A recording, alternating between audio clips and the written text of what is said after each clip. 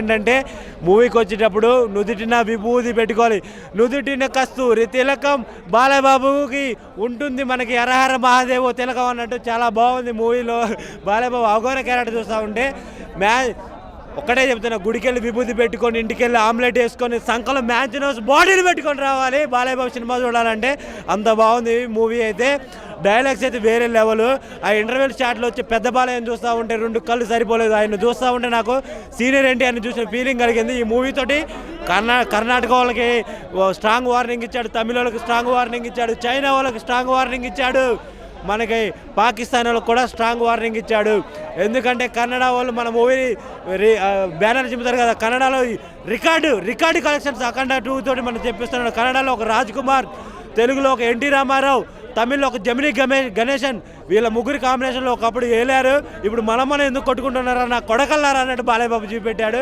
అంత బాగుంది మూవీ అయితే. బాలయ్యబాబుని చూస్తాను రెండు కళ్ళు సరిపోలేదు. సంక్రాంతి పండుగ ఇప్పుడే వచ్చింది, మనకి డిసెంబర్ నెలలో సంక్రాంతి పండుగ వచ్చింది. ఈ మూవీ కనుక సంక్రాంతికి వేసి ఉంటే అన్ని సినిమాలు గోవింద అయిపోతుంది. మూవీ అంత బాగుంది మూవీ అయితే. అఖండ తాండవం లోపల శివతాండవం మామూలుగా కాదు. బాలయ్యబాబు గారి కెరీర్లో ద బెస్ట్ మూవీ అవుతుంది ఖచ్చితంగా. తెలుగు సినిమా ఇండస్ట్రీలో ఇంకొక ఇండస్ట్రీ పడిపోయింది బాలయ్యబాబు గారికి. దట్స్ ఇట్ పక్క. అదే చెప్తున్నానండి, ఎవరైతే సినిమా గురించి నెగిటివ్ ప్రచారాలు చేస్తున్నారో ఫస్ట్ థియేటర్లో మూవీ చూసిన తర్వాత రివ్యూలు ఇవ్వండి. ఒక జనసేన అధినేత పవన్ కళ్యాణ్ ఫాలోవర్గా చెప్తున్నాను, ఒక బ్యాచిలర్ పార్టీ మూవీ హీరోగా చెప్తున్నాను, సినిమా బ్లాక్ బాస్టర్. ఎవరైతే సనాతన ధర్మాన్ని కించపరిచి మీడియా ముందుకొచ్చి నీచంగా మాట్లాడుతున్నారో గుర్తుపెట్టుకోండి. ఎవరైతే కించపరిచి నీచంగా మాట్లాడుతున్నారో వాళ్ళందరినీ థియేటర్లో తీసుకెళ్ళి ఒక షో వేయండి. శివుడు కైలాసం నుంచి ఈరోజు ఐమాక్స్కి వచ్చాడు, వెళ్ళి చూడండి. ఇంటర్వెల్కి అందరూ ఉచ్చబోసుకోవడానికి వెళ్తారు, చూశారనుకో వాళ్ళు పోసుకొని వెళ్తారు బయటికి. అట్లా ఉంది సినిమా ఈరోజు. సనాతన ధర్మం విలువ తెలియక మీరు వచ్చి మాట్లాడుతున్నారు బయట. వచ్చి థియేటర్లో చూడండి, మీకు తెలుస్తుంది సినిమా ఎట్లుందో. నెగిటివ్ ప్రచారాలు చేయకండి, సినిమా చూసిన తర్వాత రివ్యూలు ఇవ్వండి. ఆల్రెడీ మా బ్యాచిలర్ పార్టీ టీం మొత్తం నిన్న ఈవినింగ్ ప్రీమియర్ షోకి వెళ్ళాము. చాలా బాగా నచ్చిన సినిమా. ఇప్పుడు వెళ్ళబోతున్నాం అనమాట సినిమాకి. సెకండ్ టైం వెళ్తున్నాం మళ్ళీ ఇప్పుడు సినిమాకి. That's it. ఎలా అనిపించింది? 3 సీన్లు ఉండే. ఒకటి హారతి ఇచ్చే సీన్ ఒకటి ఉండిద్ది, రెండోది వచ్చేసి హెలికాప్టర్ ఫ్యాన్ తిప్పుతాడు, మూడోది what ever it may be imitation ఏం లేదు. సినిమా ఒకసారి అయితే చూడాలి. ఈ జెడ్ జనరేషన్ ఏదైతే ఉందో ఒక్కసారి చూడాలి సినిమా. సనాతన ధర్మం అనేది బాలకృష్ణ గారి ఫైట్స్ ఆయనకి చెప్పేది ఏం లేదండి, అన్ని బాగున్నాయి, అన్ని సెట్ అయిపోయినాయి. ఉందన్న సినిమా అయితే.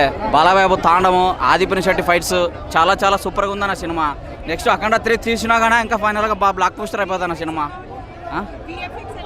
చాలా బాగున్నాయి, అది కూడా చాలా బాగున్నాయి. ఫైట్స్ చాలా బాగుంది, సాంగ్స్ బాగానే ఉన్నాయి.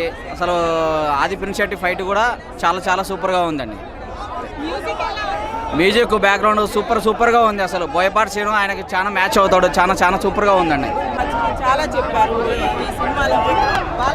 చాలా బాగా చేశాడు. ఆ రోజున అన్నగారు ఎన్టీఆర్ గారు తీసిన సినిమాలు చూసాము, ఈరోజు ఈ సినిమా చూసాము బాలయ్య బాబుది. చాలా బాగుంది. ధర్మం గురించి బాగా చెప్పారు, మన హిందూ ధర్మాన్ని గురించి, మన ఇండియాని గురించి, మన దీని గురించి చాలా బాగా చెప్పారు. అంటే డైలాగ్స్ వేరే దేశాన్ని గురించి ఏమన్నా విమర్శించినట్టు చెప్పారు? విమర్శించినట్టు ఏం చెప్పలేదు. మన ఇండియా మీద పడిపోతున్నారు కదా అందరూ, దాని గురించి చాలా పిల్లలకి అర్థమయ్యేటట్టు చాలా బాగా చెప్పారు. సింధూరం అనేది ఒకటి చెప్పారు, మన కంట్రీ గురించి అని అన్నారు కదా, కంట్రీ గురించి అని ఒకటి చెప్పారు బాలయ్య బాబు. మధ్యలో కంట్రీ గురించి అని చెప్పారు. చాలా బాగుంది. టెంపుల్లో ఉన్నామా, తీర్థయాత్రలకు వెళ్ళామా, సినిమాకి వచ్చామా, ఏం అర్థం కాదు.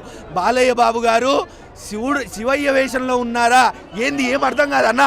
నరసింహస్వామి కనిపిస్తారు, హనుమంతుల వారు కనిపిస్తారు, శివయ్య కనిపిస్తారు, రాముడి రిఫరెన్స్ ఉంది. మీకేం కావాలన్న సనాతన ధర్మం గురించి, మన హైందవ ధర్మం గురించి ఏం కావాలి చూడండి. అఖండ 2లో మీరు చూడండి, మీకు తెలుస్తుంది అన్న. ఇంకేం చెప్పాలో కూడా నాకు అర్థం కావట్లేదు. ఇంటర్వెల్ బ్యాంక్ అన్న, సినిమా అక్కడే మొదలవుతుంది. సినిమా మొదలయ్యేదే ఇంటర్వెల్ బ్యాంక్ దగ్గర.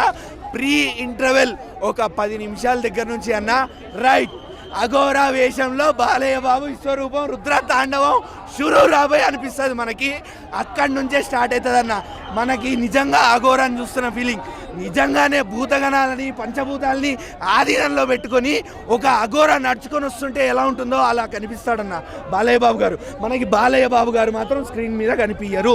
లిటరల్లీ ఒక శివగణం, ఒక రుద్రగణం, శివదూత, లిటరల్లీ ఒక శివగణం కనిపిస్తున్నట్టే ఉంటుంది మనకి. 1 కంటే బ్రహ్మాండంగా ఉందన్న. 1 దీని ముందు నథింగ్. దీని ముందు నథింగ్. ఎందుకంటే ఇందులో ఎమోషన్స్ ఉన్నాయి, మన హైందవ ధర్మం గురించి ఇంకా చాలా బాగుంది. తర్వాత ఫైట్ సీక్వెన్సెస్ అన్నీ బాగున్నాయి, ఫైట్లు కొంతమంది అనొచ్చు. మ్యూజిక్ తమన్ గారు అయ్యా బాబోయ్, స్పీకర్లు బద్దరైపోయాయి. ఎప్పుడు స్పీకర్లు పగిలిపోవడం ఒక్కటే విన్నాము, ఈసారి చెవులు కూడా పగిలిపోతాయేమో, న్యూస్లో చూడాలి.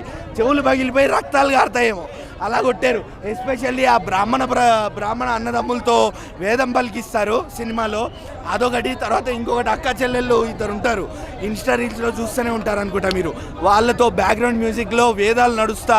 అసలు అన్న తమన్ గారు, మీరు నిజంగా బాలయ్య బాబు గారు బోయపాటి గారిది సినిమా అనగానే తమన్ గారు నందమూరి తమన్ అయిపోతారు. మీరు ఎలా కొడతారో మాత్రం నాకు అర్థం కాదు. బ్రహ్మాండం అసలు అన్న. విఎఫ్ఎక్స్ ఇక ఒకటే అంట, నాకు స్క్రీన్ మీద బాలయ్య బాబు గారు అఘోర వేషంలో కనిపిస్తున్నారు, పంచభూతాల్ని కంట్రోల్లో చేసుకొని ఆయన నడుస్తున్నారు. నాకు అవసరం లేదు విఎఫ్ఎక్స్, నాకు స్టోరీ కనిపిస్తుంది, బాలయ్య బాబు గారు ఉన్నారు, నాకు దేవతలు కనిపిస్తున్నారు, నాకు సనాతన ధర్మం